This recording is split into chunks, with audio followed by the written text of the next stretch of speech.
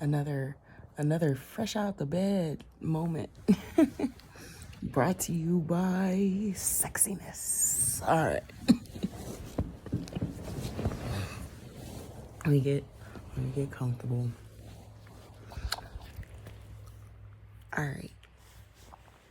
So,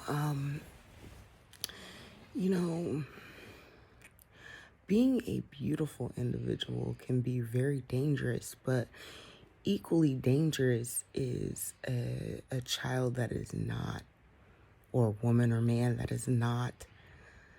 Okay, so there are spectrums created of this abuse, right? Like a narcissistic parent may favor the more attractive child and discard the child that is not. So that creates a dangerous spectrum. The most beautiful person in the world, the most unattractive person in the world, they can have similar experiences that put both of them on the spectrum of victim. All right? They could be put on the most extreme victimization because unattractive can be victimized.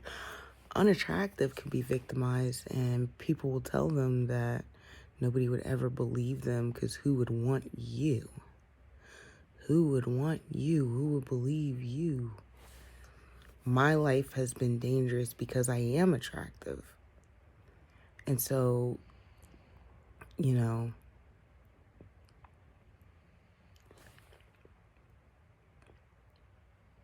attractive people have the issue of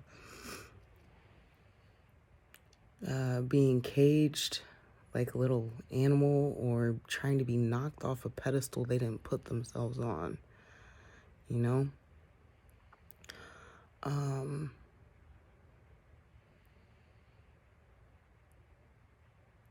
Then you have, so coming up, right around when I started dating,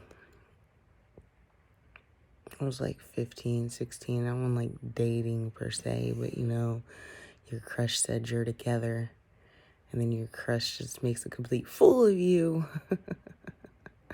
Because this starts early. These are rhetorics and things that start from the very beginning. A man has to show his dominance over the pretty thing that he got, and he needs to make her look like a fool because that's what's important, to make him look good. Look at this beautiful thing that I caught. Let me make its life a living hell. And then everybody's like, he's the man. You know, that's how it works. So my father, he began to tell me all the time I have pretty girl syndrome. Now, actual pretty girl syndrome is not this definition. Like, actual pretty girl syndrome is like a level of entitlement as a result of looks or something to that degree. I didn't have that.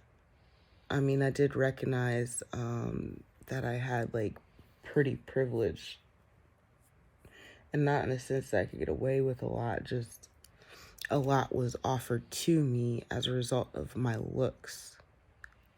But I didn't like walk around like, you owe me this because I look good.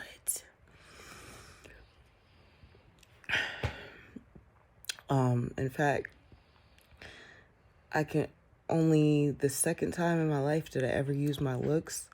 One time I got upset with the man of the hour, and I had told him, I guarantee you I am the best looking person that you've ever fucking dealt with, and you have the audacity to treat me like this. It wasn't like about entitlement, just like literally this beautiful woman walks into your world. But it's gonna always be the same thing. The domination of the pretty thing. He had to show me who's boss, and that'll always be the case as long as we're in this paradigm. Pretty needs knocked down a notch. Pretty needs cage. Nobody can touch Pretty, and I'm not even going to touch her. We're just going to sit her on this little pedestal, put her in the cage, and then, you know, that's where she'll stay. I'm not going to give her any attention. I'm not going to treat her with any dignity or respect, because it's like a conquest and a conquering. And, all the friends need to knock her off her pedestal because she just thinks she's the shit, And my father, he told me, so from 7 till this age, he told me that I wouldn't love him anymore, and that's what kept me holding his hand. So he accomplished that. And so then from 15 to 22,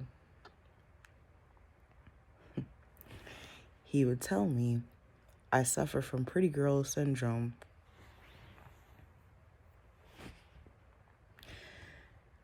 No man is going to ask you out.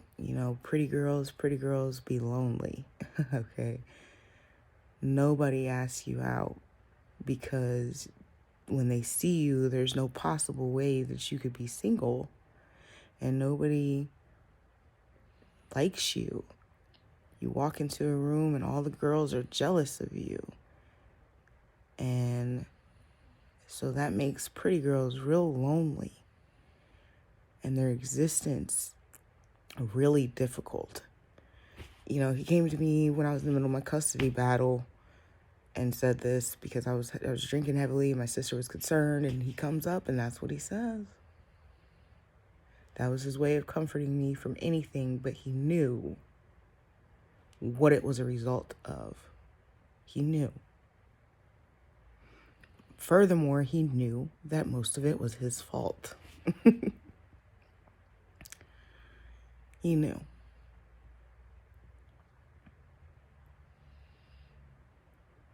And so what I want everyone, I've never been that way. I compliment everyone. I have a tendency to compliment beautiful women less. 1, because I know that you know. 2, because you get it all the time. When I give it to you, it's an excess. Work harder on complimenting the people that don't get compliments a lot. That's what I do. So, that rubs people the wrong way, because then you have the people with pretty girl syndrome, like real pretty girl syndrome, who think they deserve to get compliments. If I don't give them one, I must be a hater. I just don't function that way. Again, I don't function that way.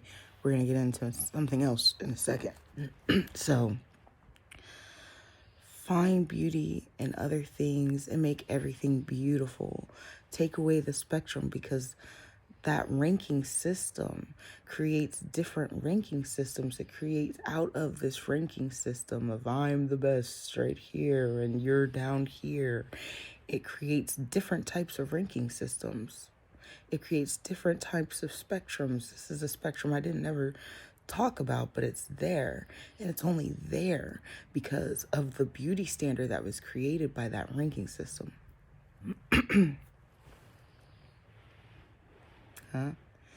Right?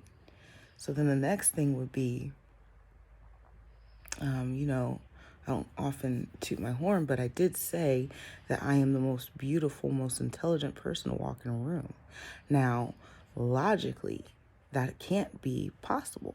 There will always be someone more intelligent than me. There will always be someone who is more beautiful than me aesthetically, right? Or even soul-wise. There's a lot of different ways that someone can be more than me. The thing is, because of the relationship that I have with myself, it's a Rihanna moment. Make me feel like I'm the only girl in the world. Well, I do that to myself. Like the way I wish that I could have a man that when women walk by, he doesn't even notice them. I do that for myself. Women walk by, I don't even notice them. I'm just focused on myself. And to myself, I am the most beautiful, most intelligent, most charismatic woman in the world. It does not mean that it is true. This is not ego. This is just devotion to myself and a way to keep ego from coming in. Do you understand? Because when ego comes in, then when I see that beautiful woman, it's a competition. It's not. And that's how all of you should function.